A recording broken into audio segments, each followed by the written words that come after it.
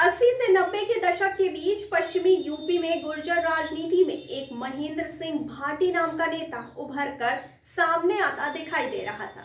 जिधर देखो बस उसी के चर्चे थे। क्षेत्र से लेकर दिल्ली तक के नेता भाटी को कायदे से मान देते थे।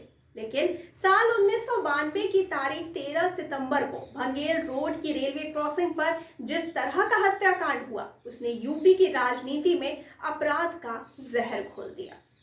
आइए सबसे पहले तो जानते हैं कि किस तरह की राजनीति करते थे भाटी। आपको बताते चले कि लोकप्रिय नेता महेंद्र सिंह भाटी 3 बार विधायक रहे थे। मिलनसार भाव वाले महेंद्र भाटी का नाम था, जिसके चलते क्षेत्र के कई लोगों को उन्होंने रोजगार दिलाने में मदद की थी। साथ ही जनता के हित और उनकी लड़ाई में सबसे आगे खड़े रहने वाले भाटी की मुलाकात इस बीच धर्मपाल यादव से हुई। जी हाँ, धर्मपाल को लोग डीपी यादव के नाम से भी जानते थे। ये वही धर्मपाल यादव थे जो बाद में मुलायम सिंह यादव के खास बन गए थे।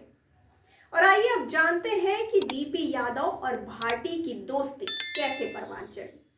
आपको जानकारी के लिए बताते चलें कि सन 87 से 88 तक महेंद्र सिंह भाटी और डीपी यादव पक्के यार हो चुके थे और इसी साल हुए ब्लॉक प्रमुख के चुनाव में महेंद्र भाटी ने डीपी यादव को प्रमुख की गद्दी दिलवा दी थी।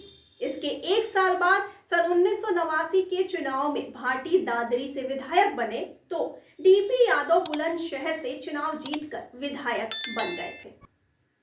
और आइए अब जानते हैं कि किस तरह से ये पक्के दोस्त एक दूसरे के दुश्मन बन गए। जी हाँ, सही सुना आपने। हम आपको बताते हैं। कभी एक दूसरे के करीबी कहे जाने वाले महेंद्र भाटी और डीपी यादव में दुश्मनी हो चली थी। दरअसल 2 दिसंबर सन 1989 को वीपी सिंह के पीएम बनने के बाद मुलायम यूपी के सीएम बन गए थे। लेकिन सीएम बनने के चलते मुलायम सिंह यादव और चौधरी अजीत सिंह में दूरी हो गई। इसके बाद डीपी मुलायम के साथ हो लिए तो महेंद्र सिंह भाटी अजीत सिंह के साथ हो लिए। थोड़े ही दिनों में डीपी यादव मुलायम सरकार में मंत्री बने तो दादरी पर राजनीतिक कब्जा करने की सोची, पर सामने महेंद्र भाटी खड़े मिले।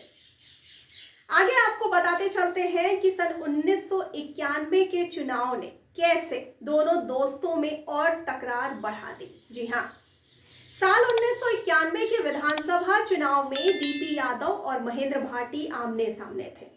इस बार महेंद्र भाटी ने यादव के सामने प्रकाश पहलवान को चुनाव में उतारा तो डीपी यादव को कड़ी टक्कर मिली, पर वह जीत गया। इसके बाद तो दोनों में तकरार ने जानी दुश्मन का रूप ले लिया। वहीं इसी साल महेंद्र सिंह भाटी के छोटे भाई में डीपी यादव का नाम सामने आया तो दोनों में गैंगवार तक छिड़ गई। आइए अब आपको इस कहानी में आगे बताते हैं। ऐसा क्या हुआ था 13 सितंबर सन 1992 के दिन, आपको विस्तार से बताते हैं। विधायक महेंद्र भाटी अपने दोस्त उदय, साथी गनर और ड्राइवर के साथ भंगेल जा रहे थे। रेलवे फाटक के बंद होने के चलते उन्होंने अपनी गाड़ी रोक दी।